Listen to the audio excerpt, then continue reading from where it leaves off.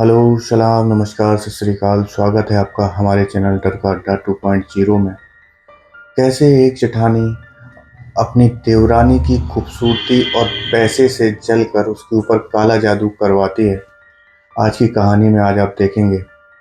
कहानी शुरू करने से पहले आपको बोलना चाहता हूँ कि अगर आपको हमारी कहानियाँ पसंद आ रही हैं तो आप हमें लाइक, कमेंट और सब्सक्राइब ज़रूर करें। तो चलिए शुरू करते हैं। आज मैं आपको जो बताने जा रहा हूँ, ये कहानी मुझे शेयर की है रश्मि ने। रश्मि जिनकी शादी सन 2018 में गाजियाबाद के रहने वाले राहुल के साथ हुई थी। राहुल जो एक एमएनसी कंपनी में वर्किंग है। रश्मि ने बताया कि इनकी शादी में इन्हें इनके परिवार के इनके घर से, इनके फादर की तरफ से इन्हें काफ़ी अच्छे गिफ्ट वगैरह मिले थे, जिसकी वजह से इनकी ससुराल में काफ़ी अच्छी इज्जत बनी हुई थी। मतलब ससुराल में लोग इन्हें बड़े सभी लोग बहुत प्यार कर रहे थे, क्योंकि एक तो दहेज भी बहुत अच्छा खासा मिला था, गाड़ी वगैरह मिली थी। और रश्मि जो है ना ऑलरेडी एक गवर्नमेंट टीचर होती है, तो इस वजह से सभी लोग इनकी ना बहुत रिस्पेक्ट करते हैं। ससुराल में इनको बहुत ज़्यादा इज्जत मिलती है। इसमें इनके सास ससुर होते हैं, नंद वगैरह होती हैं। लेकिन इनके परिवार में क्या होता है, इनकी एक जेठानी होती है। जो जेठानी इनको जो इज्जत मिल रही थी उससे ना बड़ी परेशान हो जाती हैं। मुंह पे तो रश्मि ने बताया कि वो जो जेठानी थी मुंह पे तो बहुत प्यार से बात करती, ऐसा लगता है कि इनसे अच्छा इंसान कोई भी नहीं है। लेकिन पीठ पीछे इन्होंने जो किया वो बहुत ही ज़्यादा डरावनी कहानी है। जो रश्मि ने आगे बताया कि एक दिन क्या होता है कि जब वो शादी करके अपने ससुराल आती हैं, ससुराल आने के बाद एक दिन इनकी जो जेठानी है वो अपने घर से खीर बना के लाती हैं। और उस खीर को लेके वो घर पे आती हैं और बोलती हैं कि ये लो बहू खीर खा लो। और लेकिन वो उस टाइम पे क्या है कि अपना थोड़ा-सा हाथ पैर का जो पेडिक्योर मेडिक्योर होता है वो काम कर रही होती है। तो उसने बोला कि आप रख दो, मैं खा लूँगी। लेकिन उन्होंने क्या किया, बड़े मतलब प्यार से और मतलब ज़बरदस्ती करके उन्हें वो खीर अपने सामने अपने हाथों से खिला दी। ये चीज़ रश्मि को ना बड़ी अननोइंग लगी। उसने बोला कि मतलब बड़ा ही अननोइंग था। मैंने उनसे बोला कि आप रख दो, लेकिन फिर भी उन्होंने रखी नहीं, अपने सामने ही खिलाई। और उसके बाद रश्मि ने बताया कि जब वो नाखून वगैरह अपने काट रही थी तो चुपके से उनके नाखून उनकी जो जेठानी है वो उठा के ले जाती है। ये चीज़ उन्हें बाद में पता चली, नाखून वाली, जो आपको पता चलेगा। लेकिन वो यहाँ से वो नाखून उठा लेती हैं। इसके बाद अगली रात क्या होता है, रश्मि ने बताया कि शाम को जब उनके हस्बैंड ड्यूटी चले गए थे, क्योंकि उनकी नाइट शिफ्ट होती है, वो अपने घर पे ही थी। और घर पे करीब शाम को 7-8 बजे के समथिंग उन्हें ऐसा लगता है कि उनको ना कोई आवाज़ दे रहा है छत से। इनके नीचे से फ्लोर से ऊपर छत की तरफ सीढ़ियाँ जाती हैं, तो इन्होंने देखा कि शायद कोई छत पे है जो आवाज़ दे रहा है। ये सीधा छत पे जाती हैं, छत का डोर खोलती हैं। डोर खोलते ही उन्हें सामने ना एक जो गुंदा हुआ आटा होता है, उसका ना मतलब जो पूरा पेड़ा होता है वो वहाँ पे पड़ा हुआ दिखा। उन्होंने देखा कि आसपास तो कोई भी नहीं है। उन्होंने उस पेड़े को उठाया और जब उसमें देखा तो उसमें ना इन्हें इनके अपने खुद के नाखून और सिंदूर और भी कुछ ऐसी चीज़ें दिखाई दी जो काला जादू में यूज़ होती हैं। लेकिन इन्होंने उस टाइम पे ऐसा कुछ भी नहीं सोचा और उस चीज़ को उठा के मतलब बाहर डस्टबिन में डाल दिया। और जब वो ऊपर गई, उन्हें ऊपर कुछ भी दिखाई नहीं देता है। वो ऊपर पूरी छत पे देख के अपने वापस आ जाती हैं। अगले दिन क्या होता है, और उन्होंने इस चीज़ को अपने ना तो हस्बैंड को बताया, ना ही अपनी सास को बताया। अगले दिन क्या होता है, रश्मि ने बताया कि अगले दिन जब वो शाम को बैठी थी, फिर दोबारा से रश्मि को आवाज़ आती है कि कोई उन्हें पुकार रहा है, उनका नाम बुला रहा है। आज भी रश्मि उठती हैं, मतलब इधर-उधर देखती हैं कि कौन है, तो उन्हें फिर भी वो आवाज़ जो है ना आज भी छत की तरफ से आती हुई दिखाई देती है। वो सीढ़ियाँ चढ़ के छत पे पहुँचती हैं, डोर खोलती हैं, आज भी उन्हें वो आटे का पेड़ा वहाँ पे पड़ा हुआ दिखाई देता है। अब ये परेशान हो गई और परेशान होके वो दोबारा से मतलब पेड़ा उठाती हैं और वहीं साइड में पड़ी डस्टबिन में उस पेड़े को डाल देती हैं। और कुछ भी नहीं हुआ। दोबारा से रश्मि अपने नीचे रूम में आ जाती हैं। नॉर्मल जैसा चल रहा था, खाना खा पी के सो जाती हैं। अगले दिन सुबह अपने जब इनके हस्बैंड ड्यूटी से आते हैं, उन्हें बताते हैं कि ऐसे-ऐसे मुझे ना ऐसा फ़ील होता है जैसे कोई मुझे आवाज़ दे रहा है, और ऊपर जाती हूँ तो मुझे वो आटे के पेड़े भी मिले हैं।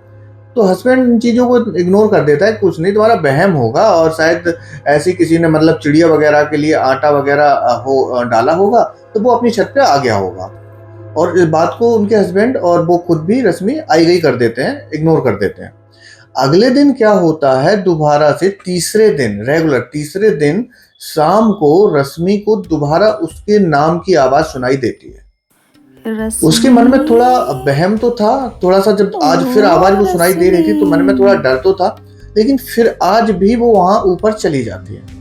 जब वो ऊपर जाती है तो आज क्या है कि आज भी उसे पेड़े का, जो आटे का पेड़ा था वो दिखाई देता है, लेकिन आज जो आटे का पेड़ा था वो बीच छत में पड़ा हुआ था।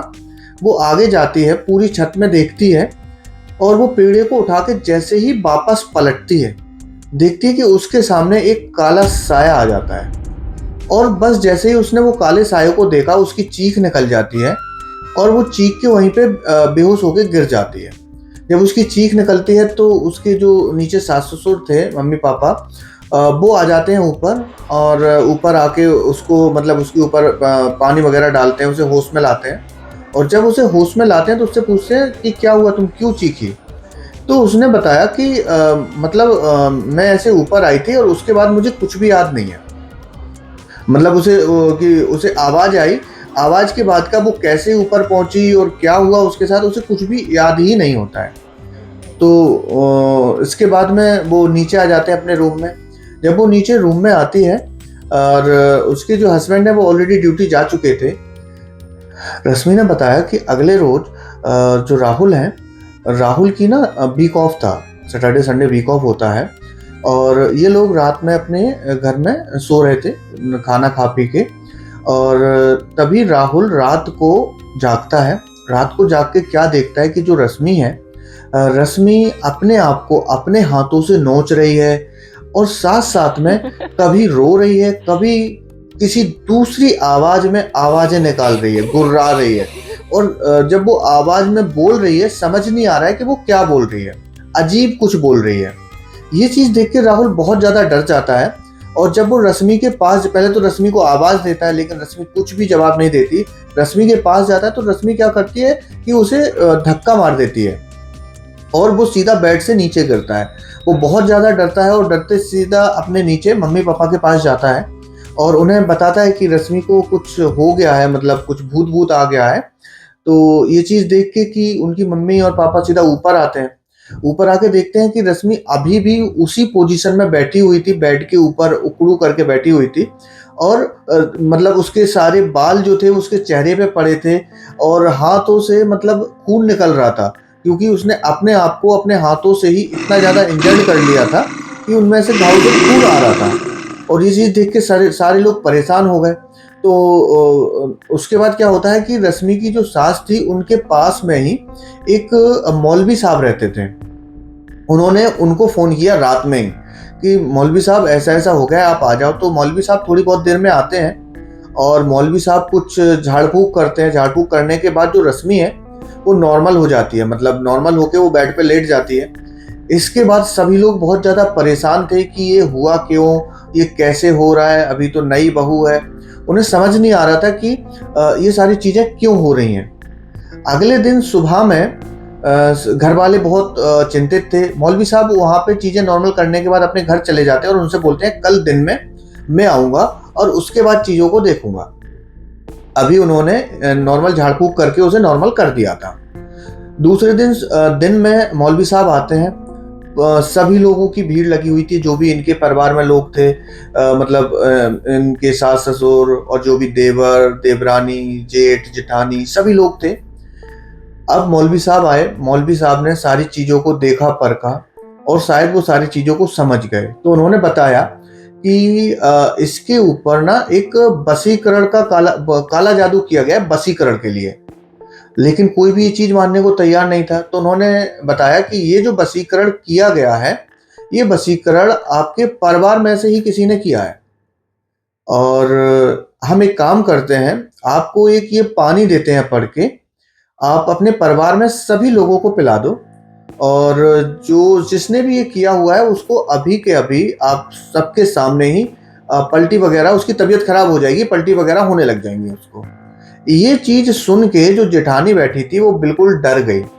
वो सीधा हाथ जोड़ के वो जो मौलवी साहब थे उनके सामने आ जाती है और उन्हें बोलती है नहीं मौलवी साहब ऐसा मत करिए, गलती हो गई। और सारे घर वालों को उसकी सच्चाई पता चल जाती है कि ये जो वशीकरण का काला जादू किया था वो इस जेठानी ने किया था। इसके बाद मौलवी साहब ने वहाँ पे झाड़ फूँक की और कुछ उतारा वगैरह करवाया, और इस उतारा के बाद रश्मि को आराम लग जाता है। और रश्मि ने बताया कि इसके बाद भी उनके जो घाव हो गए थे उस घाव में रिकवर होने में महीनों लग गए। और ये दोस्तों ये थी हमारी आज की कहानी। इसी प्रकार की डरावनी और सच्ची कहानियाँ सुनने के लिए आप हमारे चैनल से जुड़े रहिए। हमें सब्सक्राइब करिए, लाइक करिए और कमेंट करना ना भूलें। धन्यवाद।